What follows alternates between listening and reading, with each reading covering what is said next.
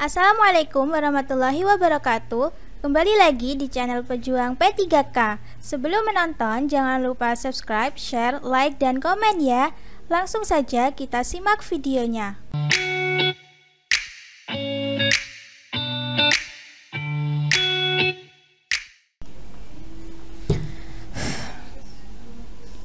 Satu. Total biaya program KIA atau Kesehatan Ibu dan Anak Provinsi Nusa Tenggara Timur atau NTT sebesar Rp450.787.500.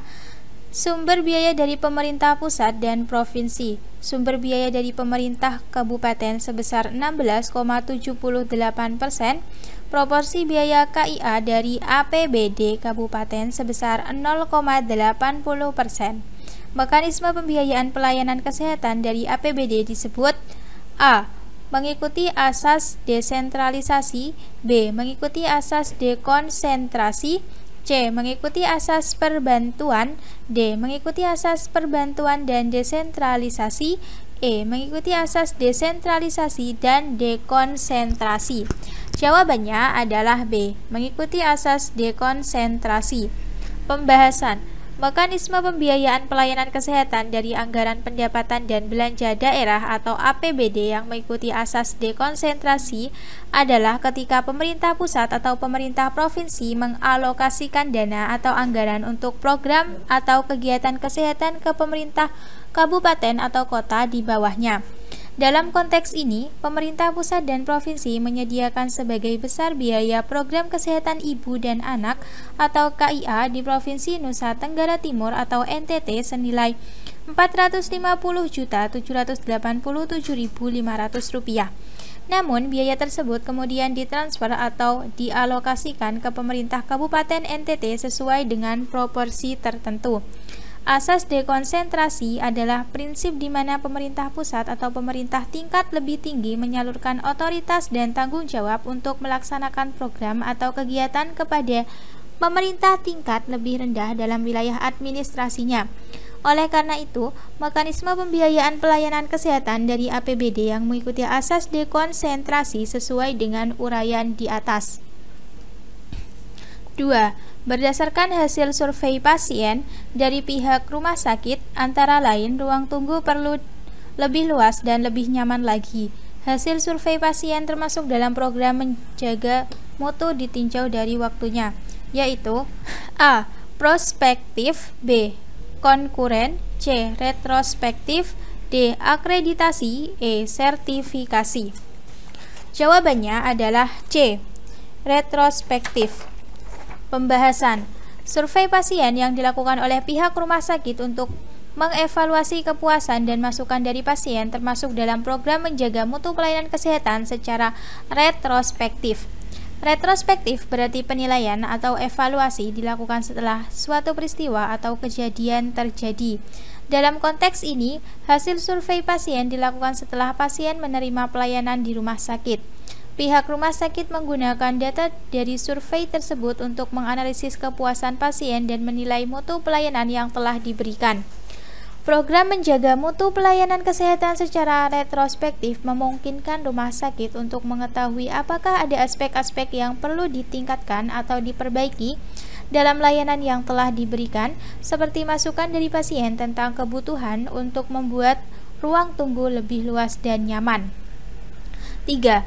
Pada suatu rumah sakit terdapat 2 orang yang tidak puas dengan pelayanan BPJS karena antrian pembayaran pada loket yang lama.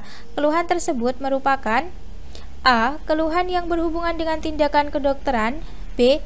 Keluhan yang tidak berhubungan dengan tindakan kedokteran, C. Keluhan biasa, D. Keluhan ungkapan langsung, E. Keluhan melalui surat. Jawabannya adalah B. Keluhan yang tidak berhubungan dengan tindakan kedokteran. Pembahasan. Pada pertanyaan tersebut, keluhan yang diajukan oleh 2 orang tersebut tidak berhubungan dengan tindakan kedokteran. Masalah yang mereka alami adalah mengenai antrian pembayaran pada loket yang lama, bukan masalah medis atau tindakan kesehatan yang diberikan oleh dokter.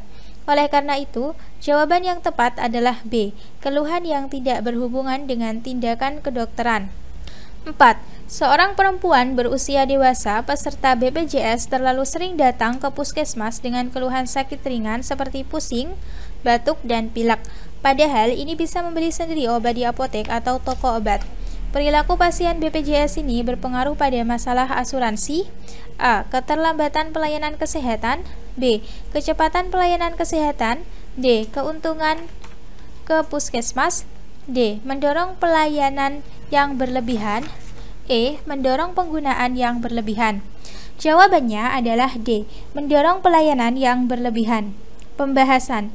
Perilaku pasien BPJS yang terlalu sering datang ke puskesmas dengan keluhan sakit ringan dan bisa membeli sendiri obat di apotek atau toko obat dapat menyebabkan mendorong pelayanan yang berlebihan. Hal ini karena dengan terlalu sering datang ke fasilitas kesehatan untuk keluhan yang seharusnya dapat diatasi mandiri, pasien BPJS menggunakan sumber daya kesehatan yang sebenarnya bisa dialokasikan untuk pasien lain yang membutuhkan perhatian lebih serius.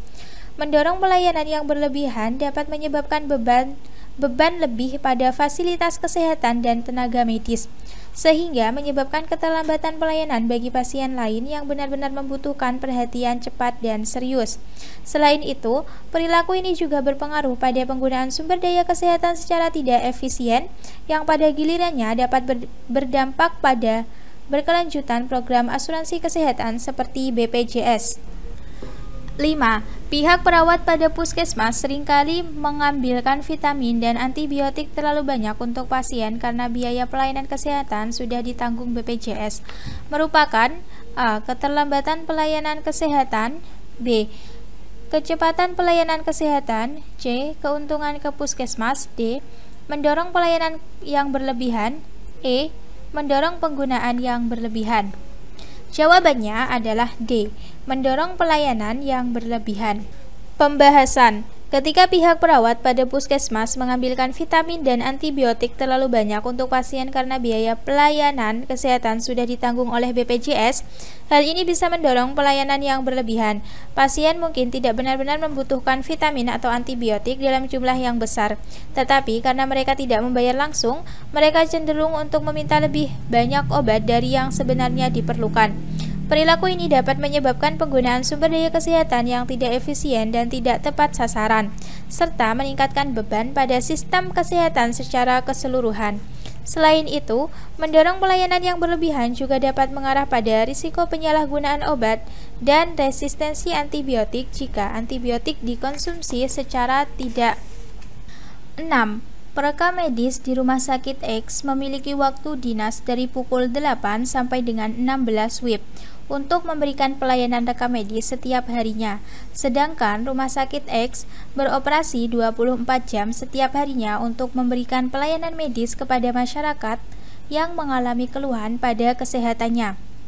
Apakah yang harus dilakukan perekam medis apabila waktu dinasnya telah selesai? A. Menyiapkan formulir rekam medis berdasarkan kasus dan memberikannya kepada instalasi gawat darurat dan instalasi rawat inap.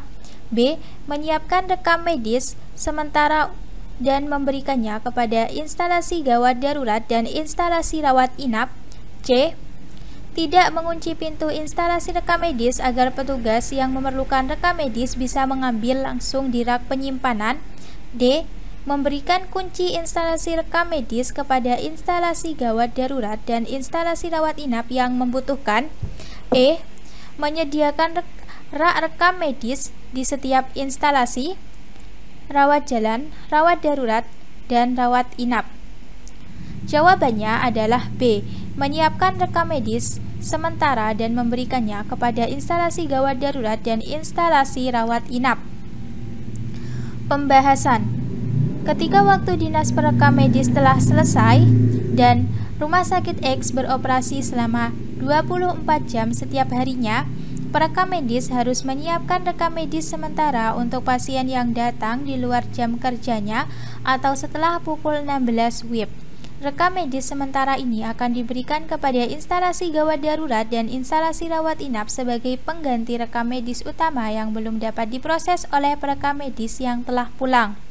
Dengan memberikan rekam medis sementara, pasien dapat tetap mendapatkan pelayanan medis yang tepat dan informasi kesehatan mereka dapat diakses oleh petugas medis yang bertanggung jawab, meskipun perekam medis utama sudah tidak berada di tempat. Kemudian, rekam medis utama akan ditangani oleh perekam medis pada hari berikutnya saat mereka kembali bekerja. 7.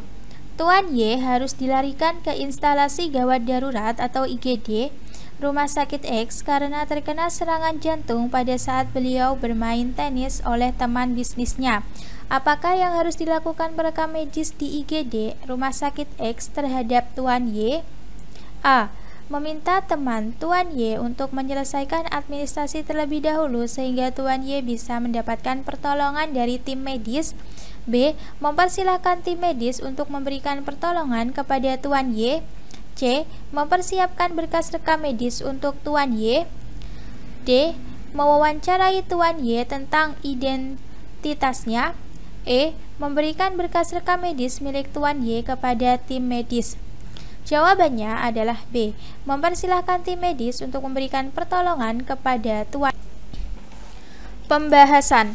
Ketika Tuan Y dilarikan ke instalasi gawat darurat atau IGD Rumah Sakit X karena mengalami serangan jantung, tindakan pertama yang harus dilakukan oleh perekam medis di IGD adalah mempersilahkan tim medis untuk memberikan pertolongan medis segera kepada Tuan Y. Prioritas utama adalah memberikan perawatan medis yang cepat dan tepat guna menyelamatkan nyawa pasien. Perekam medis di IGD dapat mempersiapkan berkas rekam medis Tuan Y jika sudah memilikinya, namun tindakan tersebut bukanlah prioritas utama pada saat Tuan Y membutuhkan pertolongan medis darurat. Tim medis akan menangani situasi darurat terlebih dahulu, dan informasi rekam medis dapat dicari atau diperoleh setelah pasien mendapatkan perawatan yang dibutuhkan. 8. Tuan Y merupakan pasien IGD Rumah Sakit X yang baru saja sadarkan diri akibat serangan jantung yang dialaminya. Apakah yang harus dilakukan pertama kali oleh perekam medis IGD? A. Menyapa Tuan Y dan menanyakan keadaannya, apakah sudah lebih baik? Jika sudah lebih baik, maka perekam medis bisa mewawancarai Tuan Y untuk mendapatkan identitas selengkapnya. B. Langsung mewawancarai Tuan Y untuk mendapatkan identitas selengkapnya. C. Meminta Tuan Y untuk menyelesaikan administrasinya. D. Meminta KTP Tuan Y. E. Menanyakan kartu BPJS Kesehatan milik Tuan Y. Jawabannya adalah A. Menyapa Tuan Y dan menanyakan keadaannya, apakah sudah lebih baik? Jika sudah lebih baik, maka perekam medis bisa mewawancarai Tuan Y untuk mendapatkan identitas selengkapnya. Pembahasan. Ketika Tuan Y baru saja sadar setelah mengalami serangan jantung dan berada di instalasi gawat darurat atau IGD Rumah Sakit X, langkah pertama yang harus dilakukan oleh perekam medis adalah menyapa Tuan Y dan menanyakan tentang keadaannya. Apakah sudah merasa lebih baik atau stabil? Prioritas utama adalah memastikan kondisi kesehatan pasien stabil dan memberikan perhatian medis yang diperlukan. Setelah memastikan kondisi pasien, perekam medis dapat mewawancarai Tuan Y untuk mendapatkan identitas selengkapnya seperti nama, tanggal lahir, alamat, dan informasi yang lain yang relevan. Hal ini penting untuk mencatat data pasien dengan akurat dalam rekam medis guna memberikan perawatan dan pengobatan yang tepat dan sesuai dengan kebutuhan pasien. 9. Kunjungan pasien poliklinik kandungan di Rumah Sakit X pada tanggal 13 Maret 2019 sebanyak 50 orang yang terdiri dari pasien baru dan pasien lama. Setelah pelayanan di poliklinik kandungan selesai dilaksanakan, petugas poliklinik mengirimkan seluruh rekam medis pasien rawat jalan beserta rekapitulasi harian pasien rawat jalan ke unit rekam medis. Berapakah maksimal waktu unit rekam medis menerima berkas rekam medis pasien poliklinik kandungan? A. 1 jam sebelum berakhir jam kerja petugas poliklinik kandungan. B. 2 jam sebelum berakhir jam kerja petugas poliklinik kandungan. C. 3 jam sebelum berakhir jam kerja petugas poliklinik kandungan. D. Maksimal 1 kali 24 jam terhitung dari waktu mulai pelayanan poliklinik kandungan. E. Maksimal 1 kali 24 jam terhitung dari waktu selesai pelayanan di poliklinik kandungan. Jawabannya adalah D. Maksimal 1 kali 24 jam terhitung dari waktu mulai pelayanan poliklinik kandungan. Pembahasan. Unit rekam medis harus menerima berkas rekam medis pasien poliklinik kandungan maksimal 1 kali 24 jam terhitung dari waktu mulai pelayanan di poliklinik kandungan. Ini berarti berkas rekam medis harus diterima oleh unit rekam medis dalam waktu 24 jam sejak pelayanan di poliklinik kandungan dimulai pada tanggal 13 Maret 2019. Hal ini penting untuk memastikan rekam medis pasien segera tersedia dan dapat diakses dengan cepat oleh petugas medis yang membutuhkan informasi tersebut. Penerimaan berkas rekam medis secara tepat waktu juga membantu menjaga kelancaran proses pengelolaan dan dokumentasi data kesehatan pasien di rumah sakit. 10. Seseorang menelpon dan mengaku sebagai petugas asuransi dan meminta penjelasan tentang penyakit pasien untuk mengurus asuransinya. Apakah yang harus perekam medis lakukan? A. Menganjurkan untuk si penelpon datang, menunjukkan syarat-syarat yang dibutuhkan. B. Meminta kebenaran data identitas yang sebenarnya dari si penelpon. C. Dibacakan penyakit pasien sesuai catatan dalam rekam medis. D. Menghubungi dokter yang merawat untuk meminta penjelasan. E. Memberikan informasi secara langsung. Jawabannya adalah A. Menganjurkan untuk si penelpon datang, menunjukkan syarat-syarat yang dibutuhkan. Pembahasan. Ketika seseorang yang mengaku sebagai petugas asuransi menelpon dan meminta penjelasan tentang penyakit pasien untuk mengurus asuransinya, perekam medis harus tetap berhati-hati dalam memberikan informasi pribadi atau medis. Hal ini karena perekam medis memiliki tanggung jawab untuk menjaga kerahasiaan informasi pasien dan melindungi privasi mereka. Dalam situasi seperti ini, perekam medis harus menganjurkan agar si penelpon datang secara langsung ke unit atau fasilitas kesehatan dengan menunjukkan syarat-syarat yang dibutuhkan untuk verifikasi identitasnya. Dengan cara ini, pihak asuransi dapat memastikan bahwa mereka berbicara dengan orang yang benar dan berhak untuk mendapatkan informasi tersebut. Perekam medis tidak boleh memberikan informasi secara langsung atau membacakan penyakit pasien melalui telepon tanpa proses verifikasi identitas yang jelas, karena hal ini dapat mengancam privasi dan keamanan data medis. 11. Perekam medis di loket pendaftaran bertugas melakukan registrasi. Perekam medis melihat beberapa formulir pendaftaran pasien baru tidak diisi oleh pasien. Terlihat oleh petugas, item data yang belum terisi adalah nama dan nomor asuransi pasien. Apakah yang harus dilakukan perekam medis? A. Melakukan konfirmasi kepada pasien. B. Mencoret isian pada formulir tersebut. C. Mengisi data sebagai pasien umum. D. Melanjutkan pekerjaan mendaftar pasien. E. Meminta pasien untuk melengkapi lagi sampai lengkap. Jawabannya adalah E. Meminta pasien untuk melengkapi lagi sampai lengkap. Pembahasan. Ketika perekam medis di loket pendaftaran melihat bahwa beberapa item data pada formulir pendaftaran pasien baru tidak terisi, seperti nama dan nomor asuransi pasien, tindakan yang tepat adalah meminta pasien untuk melengkapi formulir tersebut hingga lengkap. Hal ini penting untuk memastikan bahwa informasi tercatat dalam rekam medis pasien akurat dan lengkap. Perekam medis dapat dengan sopan meminta pasien untuk mengisi bagian yang kosong atau memberikan informasi yang kurang.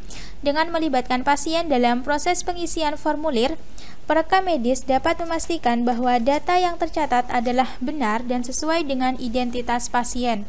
Setelah formulir terisi lengkap, perekam medis dapat melanjutkan proses mendaftarkan pasien dengan benar. 12. Seorang pasien berkunjung untuk pertama kalinya ke rumah sakit A dan mendapatkan rekam medis yang merupakan catatan penting tentang riwayat penyakit pasien.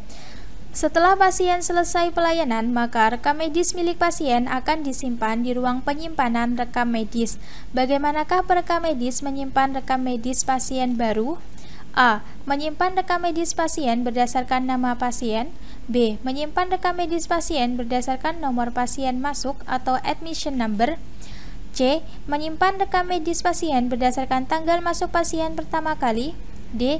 Menyimpan rekam medis pasien berdasarkan nomor kode diagnosis pasien atau diagnostic code number. E. Menyimpan rekam medis pasien berdasarkan nomor keluar pasien atau discharge number. Jawabannya adalah B. Menyimpan rekam medis pasien berdasarkan nomor pasien masuk atau admission number. Pembahasan. Untuk menyimpan rekam medis pasien baru di rumah sakit A, perekam medis akan menggunakan nomor pasien masuk atau admission number sebagai acuan. Setiap pasien yang datang ke rumah sakit akan diberikan nomor pasien masuk yang unik. Nomor pasien masuk ini digunakan untuk mengidentifikasi dan melacak rekam medis pasien selama masa kunjungan atau perawatan di rumah sakit. Dengan menyimpan rekam medis berdasarkan nomor pasien masuk, perekam medis dapat dengan mudah menemukan dan mengakses rekam medis pasien ketika dibutuhkan. Sistem penomoran ini memudahkan pengelolaan rekam medis dan memastikan informasi pasien tersimpan dengan aman dan terorganisir di ruang penyimpanan rekam medis. 13. Anak R berusia 9 bulan datang bersama ibunya untuk imunisasi campak ke rumah sakit X untuk pertama kalinya. Apakah yang harus dilakukan perekam medis di tempat pendaftaran pasien? A. Menanyakan identitas pasien secara lengkap untuk dibuatkan KIB dan KIUP. B. Menanyakan keluhan pasien. C. Mempersiapkan formulir rekam medis anak R. D. Mencatat nama pasien pada buku registrasi. E. Mempersilahkan pasien menunggu di ruang tunggu. Jawabannya adalah A. Menanyakan identitas pasien secara lengkap untuk dibuatkan KIB atau kartu identitas bayi dan KIUP atau kartu imunisasi. Pembahasan. Ketika anak R datang bersama ibunya untuk imunisasi campak ke rumah sakit X untuk pertama kalinya, perekam medis di tempat pendaftaran pasien harus menanyakan identitas pasien secara lengkap untuk dibuatkan KIB atau kartu identitas bayi dan KIUP atau kartu imunisasi. Identitas pasien yang diperlukan biasanya mencakup nama lengkap, tanggal lahir, alamat, nama ibu, dan data lain yang relevan. Kartu identitas bayi atau KIB digunakan untuk mencatat identitas anak R sebagai bayi dan kartu imunisasi atau KIUP digunakan untuk mencatat jadwal dan catatan imunisasi anak R. Dengan memiliki KIUB dan KIUP, rumah sakit X dapat melacak riwayat imunisasi anak R dengan lebih baik dan memastikan bahwa jadwal imunisasi anak R sesuai dengan standar kesehatan yang direkomendasikan. 14. Nyonya W berusia 60 tahun datang ke rumah sakit X untuk kontrol rutin penyakit batu ginjal yang dideritanya. Karena sudah lansia dan terburu-buru menyebabkan KIB tertinggal di rumah dan KIUP Nyonya W di lemari, KIUP rekam medis rumah sakit X juga tidak terlihat dan Nyonya W lupa nomor rekam medis miliknya. Apakah yang harus dilakukan perekam medis? A. Meminta Nyonya W untuk kembali pulang dan mengambil KIB miliknya. B. Meminta Nyonya W untuk datang kontrol kembali besok dan dengan membawa KIB miliknya. C. Meminta Nyonya W untuk menunggu di ruang tunggu antrian dan akan memanggil Nyonya W dengan urutan yang paling akhir. D. Mengecek kembali pada bank nomor rekam medis berdasarkan nama dan tanggal masuk Nyonya W. E. Menanyakan kepada dokter penanggung jawab Nyonya W apakah Nyonya W dapat diterima untuk kontrol penyakitnya. Jawabannya adalah D. Mengecek kembali pada bank nomor rekam medis berdasarkan nama dan tanggal masuk Nyonya W.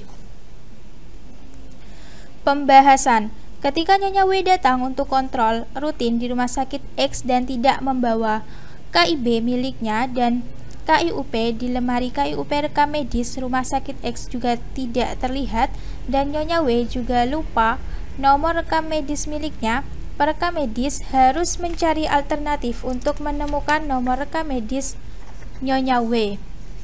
Salah satu cara yang dapat dilakukan adalah dengan mengecek kembali pada bank nomor rekam medis berdasarkan nama dan tanggal masuk Nyonya W. Perekam medis dapat melakukan pencarian menggunakan data identitas lainnya yang dimiliki oleh Nyonya W, seperti nama lengkap, tanggal lahir, alamat, atau nomor pasien lama jika ada. Dengan menggunakan informasi ini, perekam medis dapat menemukan nomor rekam medis yang sesuai dengan data Nyonya W dan memudahkan proses kontrol rutin penyakit ginjal yang dideritanya. 15. Pada tanggal 23 Juli 2018, anak S datang ke rumah sakit U untuk kontrol pada dokter spesialis anak dengan keluhan batuk tiada henti dan sudah berlangsung kurang lebih 14 hari. Setelah selesai pemeriksaan dokter, menganjurkan untuk dilakukan pemeriksaan penunjang atau laboratorium agar diketahui diagnosa yang menjadi praduga dokter. Apakah yang harus dilakukan oleh petugas instansi pemeriksaan penunjang atau IPP ketika anak S datang? A. Meminta surat permintaan pemeriksaan penunjang. B. Meminta KIB anak S. C. Mempersiapkan formulir pemeriksaan laboratorium. D. Mencatat kegiatan pelayanan ke dalam buku register. E. Menyiapkan spesimen. Jawabannya adalah A. Meminta surat permintaan pemeriksaan penunjang. Pembahasan. Ketika anak S datang ke rumah sakit U untuk kontrol dengan keluhan batuk tiada henti, dokter menganjurkan untuk dilakukan pemeriksaan penunjang atau laboratorium agar diketahui diagnosa yang menjadi praduga dokter. Ketika anak S menuju instalasi pemeriksaan penunjang atau IPP untuk pemeriksaan laboratorium, tindakan yang harus dilakukan oleh petugas IPP adalah meminta surat permintaan pemeriksaan penunjang dari dokter. Surat permintaan pemeriksaan penunjang berisi informasi tentang jenis pemeriksaan laboratorium yang diperlukan, seperti tes darah, tes urin, atau tes lainnya, serta alasan mengapa pemeriksaan tersebut diperlukan. Dengan memiliki surat permintaan, petugas IPP dapat memastikan bahwa pemeriksaan laboratorium yang dilakukan sesuai dengan instruksi dokter dapat dibantu dalam penegakan diagnosa dan perencanaan perawatan pasien anak S. Terima kasih sudah menonton video ini. Jangan lupa like, comment, share, dan subscribe channel ini. Sampai jumpa di video selanjutnya. Semangat pejuang P3K!